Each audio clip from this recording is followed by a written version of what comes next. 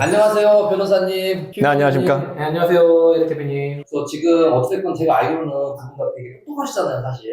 아니요, 그 어디서 공부했나요?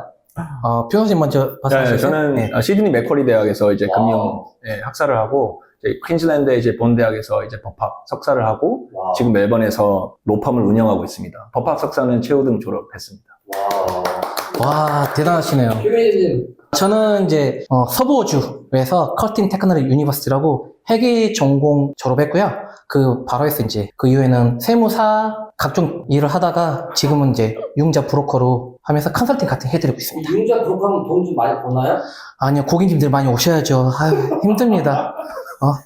커미션 베이스라서 힘들어요. 예, 월급으로 받고 싶은데 월급은 일이 많습니다. 변호사님하고 휴민님 예. 바쁜데 제가 맨날 이렇게 초대해가지고 죄송해요. 저는 이런 기회 주셔서 저를 알릴 수 있어서 좋은 기회라고 생각해요. 저는 바쁜데 계속 부르셔가지고. 그러니까요. 아니, 예. 제가 집을 살려고 하는데 예. 돈이 없어가지고 간단하게 설명해 주세요.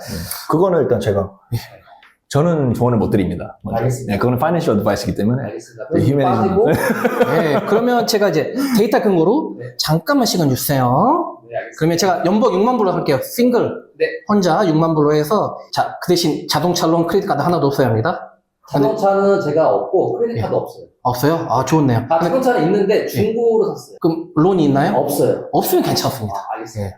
그러면 30만 불이고 그 다음에 20%만 디포트 하실 거니까 24만 불 빌리실 거예요. 네. 그러면 이제 이제 투자형이잖아요. 네. 투자형은 더 빌릴 수가 있어요.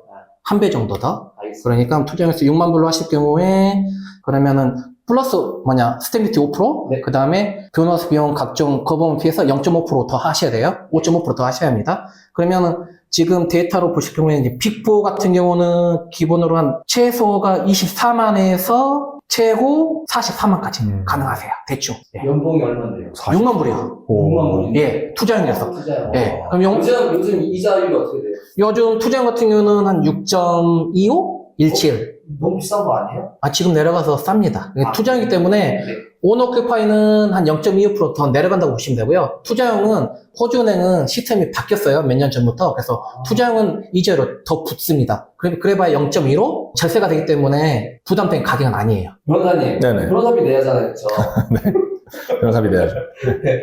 근데 제가 변호사를 꼭 써야 되나요? 그냥 저 돈이 아깝거든요, 사실. 개인적으로는 못해요. 단도직입적으로 말씀드리면. 왜냐하면은 개인적으로 첫 번째로 계약서 분량이 너무 방대합니다. 네. 그래서 뭐 법적인 부분도 있고요. 그 안에 이제 뭐 첨부된 그런 문서들도 있는데 그런 것들을 개인적으로 어떻게 다 분야도 다르실 테고 걸어온 그런 인생의 모양도 다르실 텐데 부동산 관련돼서 법적인 문서들을 어떻게 꼼꼼하게 잘 보실지는 전 의문이고 네. 설사 보셨다 하시더라도 네. 서명하시고 나서 이제 팩사 등록 이전 플랫폼이라고 해서 팩사라는 게 있는데 팩사가 뭐예요? 팩사라는 것은 이제 빅토리아주 이외 뭐 다른 호주 전역에서 전자로 이제 등기 이전을 하는 플랫폼을 말해요. 네. 만약에 제가 변호사가 없어. 예. 그래서 만약에 이거 세트를 해야 된다. 예. 팩사? 팩사라고. 팩사를 누가 해요? 그건 안 돼요. 그 변호사님 말씀처럼 안 됩니다, 개인은. 호주에서 무조건, 호주 법이. 예, 법이 그렇습니다. 라이센스가 있는 사람이 예. 아니고요. 왜냐면 제가 30만 원짜리 아파트 샀어. 예. 그다음부터 진행 사항을 한번 예. 얘기해 주세요. 저는 이제 프리어프로 받으면은 unconditional approval로 받잖아요. 그러면은 그거를 제가 변호사님한테 정보를 보냅니다. 변호사님은 예. 어떻게 합니까? 제가 그걸 받으면 loan application ID가 있어요. 그리고 lender detail이 있습니다. 그러면 저는 이제 팩사라는 플랫폼에서 이제 파일을 오픈을 해요. 네. 라이센스가 있으니까. 오픈한 다음에 인비테이션을 이제 줍니다. 렌더한테. 아까 말씀드린 대로 렌더는 은행이죠. 그래서 브로커랑 그때부터는 소통을 안 하고요. 네. 이제 브로커가 브로커한 그런 은행과 제가 직접 소통을 하게 됩니다. 뭐 제가 아니면 그 바이어가 준비할 건 뭔가요? 특별히 준비하실 건 없어. 돈만, 서비스 계약서 막 예, 그런 게. 은행 이제 그 80% 이제 빌리시니까 그에 대한 스탬프 듀티 이제 그 변호사님 다 해주실 거거든요. 거기에 맞는 밸런스 있잖아요. 그거를 계좌에만 딱 넣어놓으시면 돼요. 네. 예. 보통은 이제 서명이 되고 난 이후에 세틀까지 팩사 안에서 이제 이루어지는 부분들은 뭐 statement of adjustment라 그래서 이제 뭐 각종 해당 기관에 내야 되는 그런 비용들이라던가 그리고 마지막에 balance purchase price라는 이런 걸 맞춰야 되는데 만약에 근데 한국은 그냥 분양 사기가 많잖아요. 그렇죠? 근데 만약에 내가 10%를 냈어. 근데 거기가 시공사가 망했어. 그럼 어떻게 되나요? 그 시공사가 망하게 되면은 그 10%를 관리하는 이제 신탁은행. 그쵸. 신탁은행 혹은 그 관리하는 기관에 저희가 책임을 물게 됩니다. 그러면 손해배상을 받을 수가 있게 되죠. 근데 거의 그런 경우는 없죠. 변호사님? 거의 없죠. 예, 호주는 좀 강해요. 예. 다음에 이제 프로세싱이 예. 나머지 잔금에 대한 80%에 대한 이제 융자를 받잖아요. 예. 근데 그게 아파트나 하우스가 밸류가 안 나왔어. 예. 어떻게 되죠? 밸류가 안 나온 경우. 그 안 나온 경우는 예를 들어서 30만 불짜리인데 28만 불이 나왔어요. 밸류에이션 리포트 했을 때 가치가. 그럼 2만 불이 비잖아요. 그 2만 불은 어디서 빌리시거나 가족이나 아니면 돈을 집어 넣으셔야 돼요. 저 같은 경우에는 이제 보통 론 컨디션이라는 게 있어요. 계약서 관련해서. 아까는 밸류에이션에 관련해서 말씀하신 거고, 론 컨디션이 들어오는 게 몇 가지가 있는데, 디테일이 30만 불짜리를 내가 받아야 돼. 근데 28만 불이 나온 거예요. 그러면은 사실상 살 수 없잖아요. 페이퍼상.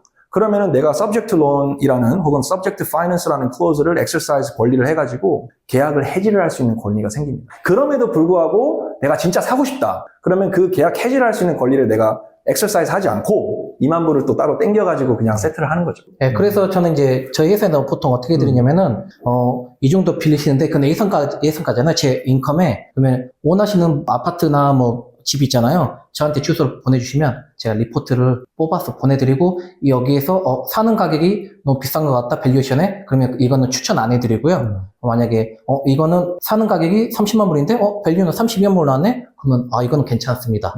그래서 먼저 리포트를 저는 보내드려요 또. 네. 마지막 질문 드릴게요. 그러면은 제가 30만 불 아파트 살 때 예. 미리 준비할 거 몇 가지.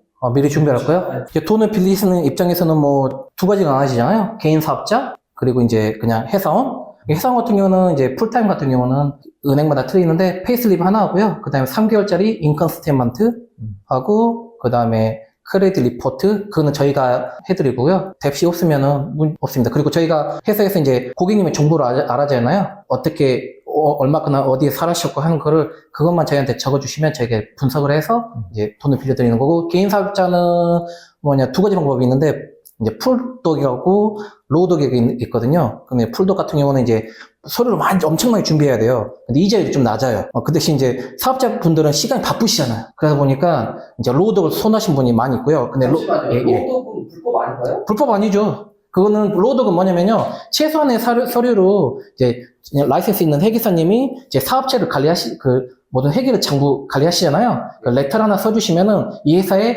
여기는 매출이 얼마 나오고 P&L이 얼마 나온다 해서 그거를 기반으로 해서 최소한의 서류로 해서 론을 집어넣습니다. 다만 이자율이 좀 높아요. 그리고 좀 한 1% 정도 높고요. 좀 대출 심사가 좀 까다로울 수가 있어요. 변호사님. 네. 변호사님은 선임하고 계약서를 받아서 어떤 체크리스트를 최소한 확인하셔야 하는지 변호사와 함께. 변호사와 함께. 네. 변호사와 함께 확인해야 될 서류는 크게 두 가지입니다. 하나는 이제 계약서 안에 계약서 조항이 있고요. 그리고 계약서 안에 벤더 스테이트먼트라는 게 있어요. 섹션 32라고. 그래서 계약서 안에 계약서 조항들은 이제 특약과 일반 조항으로 나뉘고요. 그럼 특약 안에는 때로는 벤더에게 굉장히 유리한 조항들이 많을 거고 그런 부분들을 혼자서 읽을 수 있을 수는 없으니까 꼭 변호사를 또 혹은 라이센스가 있으신 분을 또 선임해서 보는 걸 추천을 드리고 벤더 스테이트먼트 안에 있는 서류들은 크게는 등기 등본부 그다음에 subdivision plan 그리고 council rates, water rates 그리고 혹시나 유닛을 사시는 분들은 또 아파트먼트 관련된 회의록이라든가 owners corporation certificate이 있는데 그것도 꼭 보셔야 돼요. 혼자서 보실 수 있을 만큼의 분량이 될 수도 있지만 또 간혹 가다가는 분량이 굉장히 많을 수가 있어요. 그럴 때는 무엇을 봐야 될지를 아는 변호사 혹은 라이센스가 있는 사람을 저는 추천을 해서 선임을 하라고 얘기를 합니다.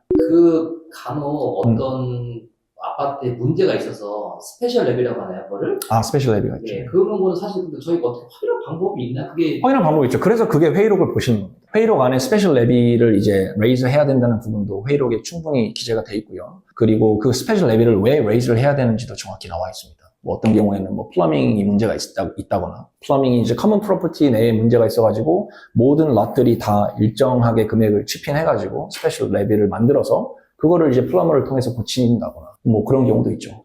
알겠습니다. 오늘 바쁘신데 오늘 제가 질문한 거 정말 성실하게 답변해서 감사드리고 마지막으로 시청자분들한테 한마디씩 해주세요. 유튜브 신청 감사드리고요. 많은 연락 주세요. 네, 여러분 신청해 주셔서 감사하고요. 제가 말씀드린 부분들은 지극히 어떻게 보면 간단하게 설명을 드린 것이고 자세한 부분은 또 개인적으로 연락 주시면은 제가 또 자세하게 또 법적인 부분들도 설명해 드리겠습니다. 아, 저보다 낫네요. 아, 전 마무리가 깔끔하지 않네요. 감사합니다. 변호사님. 네, 감사합니다. 예.